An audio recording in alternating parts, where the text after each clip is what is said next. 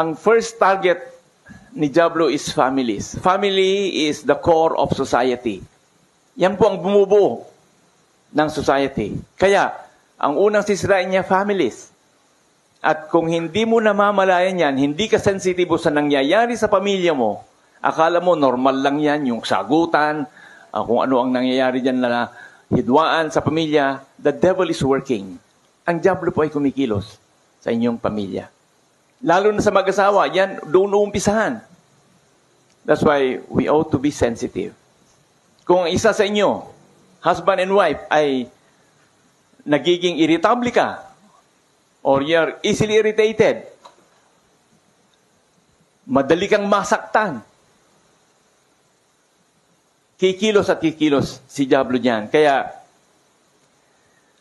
ang nais ng Diablo is sirain niya ang relasyon, to destroy relationship.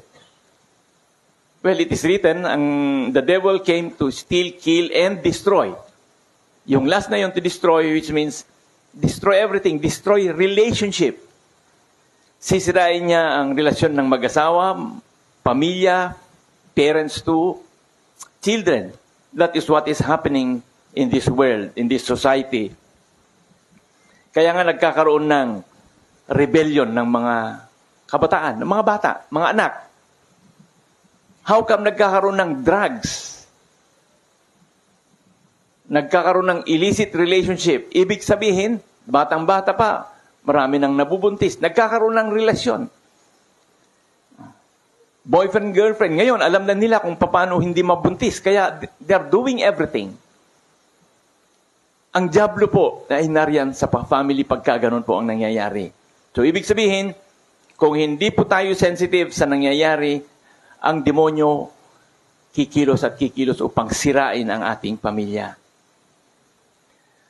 Ang kukunin niya, he wants to steal the joy, kapayapaan. He wants to steal the peace in the family.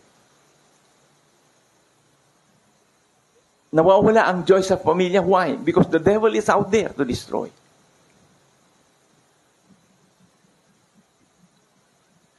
Ang mga youth natin ngayon, mga kabataan, they are being led by lust, pita ng laman.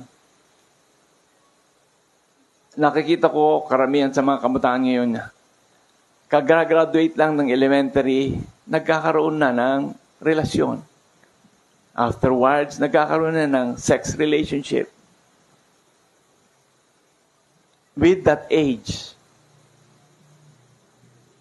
Kaya nga, yung lust of the flesh, yan ang ginagamit ng kaaway. Kasi, as a person grows, nagiging activate na-activate ang kanyang mga hormones, ayun, that is, yung medical term na sinasabi na hormones upang sa ganun magiging activated na ang sex life ng isang tao. Pero, it is not supposed to be used at once. There is a proper time. Kaya nga like yung sinasabi, ang sexual act apart from marriage is sin. Kung hindi pa kasal at nagtalik na, that is already a sin. That's fornication.